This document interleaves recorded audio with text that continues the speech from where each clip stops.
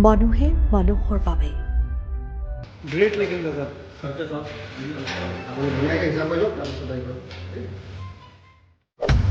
ঠগ প্ৰবঞ্চকেৰে ভৰি পৰা সমাজখনত মানৱতাৰ উৎকৃষ্ট নিদৰ্শন।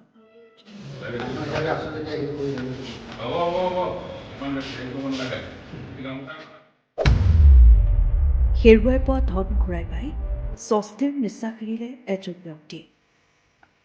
বহল মনৰ অধিকাৰী শ্ৰীমন্ত বৰদলৈ সততাৰ বাবে এজন ব্যক্তিয়ে ঘূৰাই পালে হেৰুওৱা ধন। সহযোগিতা আগবঢ়ালে তিনিচুকীয়া সদৰ থানাৰ ভাৰপ্ৰাপ্ত আৰক্ষী বিষয়াই। বৰ্তমান সময়ত অসমৰ বিভিন্ন অঞ্চলত চোৰ ডকাইত ঠগ প্ৰবঞ্চনা চলি থকাৰ সময়তে তিনিচুকীয়া চহৰত সততাৰ উৎকৃষ্ট নিদৰ্শন দাঙি ধৰিলে এগৰাকী ব্যক্তি। উল্লেখযোগ্য যে আজি তিনিচুকীয়া চহৰত এজন ব্যক্তিয়ে এটা ব্যক্তিগত ব্যৱসায় প্ৰতিষ্ঠানৰ প্ৰায় ৬০,০০০ টকা বেংকত জমা দিবলৈ যোৱাৰ সময়ত বাটতে পৰি গৈছিল টকাখিনি।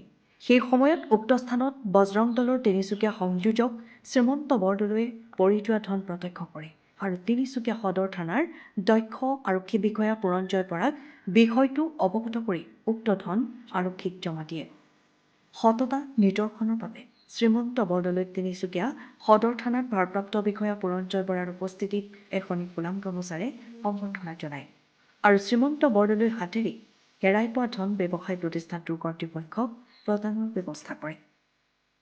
হয়, মই কামৰ সূত্ৰে মই দুলীয়াজানত যাব ওলাইছিলোঁ আৰু তেতিয়া মই বিশেষ কাৰণ এটাত চেনিয়াম যি প্ৰাথমিক বিদ্যালয় আছে তাতে ৰখিছিলোঁ আৰু এই দাদাজন চাইকেল চলাই গৈ আছিলে আৰু পকেটৰ পৰা টকাটো পৰি যোৱাৰ বিনিময়ত মই দেখি তেখেতক মই মাত দিছিলোঁ, তেখেতে হয়তো শুনি নাপালে আৰু মই পইচাটো উঠাওঁতে তেখেত গুচি গ'ল। আৰু কাৰণ আমি সমাজৰ এজন ব্যক্তি হিচাপে বা সমাজৰো আমি কাম কৰি আছোঁ, তো গতিকে মানুহ হিচাপে এই টকাখিনি কি কামত আনিছিল তেখেত, হয়তো কিবা বিপদৰ কাৰণে আনিব পাৰে, সেইটো ভাবি মই অচি ছাৰক মই যোগাযোগ কৰিলোঁ আৰু অচি ছাৰে তৎক্ষণাত ষ্টাফ পঠালে আৰু মই টকাখিনি তাৰ পৰাই মই দি পঠালোঁ। তো গতিকে এই দাদা আজি উপস্থিত হৈছে, তো তেখেতক আমি ধন্যবাদ জ্ঞাপন কৰিছোঁ যে তেখেত যে পইচাটো হেৰুৱাৰ বিনিময়ত যে এই আৰক্ষীয়ে যে সহায় ল'বৰ কাৰণে থানাত আহিলে আৰু অহা বিনিময়ত আজি তেখেতে এই টকাখিনি ঘূৰাই পালে। তো গতিকে আমি সকলোৱে সমাজে যিসমূহ আমি কাম সমাজৰ ব্যক্তি হিচাপে বা মানুহ হিচাপে কৰিব লাগে আমি কৰি যাব লাগে সকলোৱে। তো তাৰ কাৰণে সকলোকে মই আহ্বান জনাইছোঁ যে আপোনালোকেও তেনেধৰণৰ কাম যাতে কৰে। মই ICICI বেংকত গৈছিলোঁ, তাত চেক ডিপজিট কৰি এইটো চেনাৰাম স্কুল দি মই আহি আছিলোঁ, আকৌ ৰংঘৰ ব্ৰাঞ্চত মই কেছটো জমা দিম। তো এতিয়া পৰিছে মই গমেই নাপাওঁ ক'ত পৰিছে, কি হ'ল, কেনেকৈ হ'ল। বেংকত যেতিয়া গৈছোঁ মানে জমা দিব পকেটত আনিছোঁ যে পইচাটো নাই।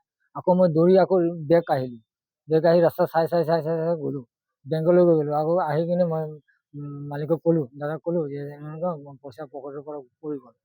তো তেতিয়া কৈছে আকৌ বেংকত যা, আকৌ ভালকৈ চাই ল। চোৱাৰ পিছত চাইছোঁ যে পোৱা নাই। তাৰপিছত দাদাই মালিকে ক'লে যে তহঁতি এক কাম কৰ, থানাত এটা এজাহাৰ দি দে, বা যে কোনোবা ভাল মানুহ যদি পাই থাকে থানাত জমা দি দিব পাৰে, তেনেহ'লে তহঁতি পাই যাব পাৰ পইচা। আজি ধৰক না এই ঘৰটা মোৰ ঘৰ হিজুগুৰি। মোৰ নাম পৱনলাল দুসাদ। কৰ্মপতি। এই আপোনাৰ গডৰেজ কোম্পানী। মই বহুত আনন্দিত হৈছোঁ আৰু মই এটা চুৰিৰ যিটো বদনামটো লাগিছিলে লগাৰ পৰা এইটো মই বঞ্চিত হ'লোঁ, এইটো মানে মোক ৰেহাই হ'ল। এইটো মই ধন্যবাদ মালিক যে ভাবিলে যে চুৰি কৰা নাই, সঁচাকৈ এইটো কৰিছে। এই আমাৰ দাদাই যে পইচাটো পাই থানাত যে আৰক্ষীক যি জমা দিলে, এইটো মই দাদাক বহুত ধন্যবাদ। এইটো মানে মোৰ ধন্যবাদ দিয়াটো মোৰ কমেই হৈছে।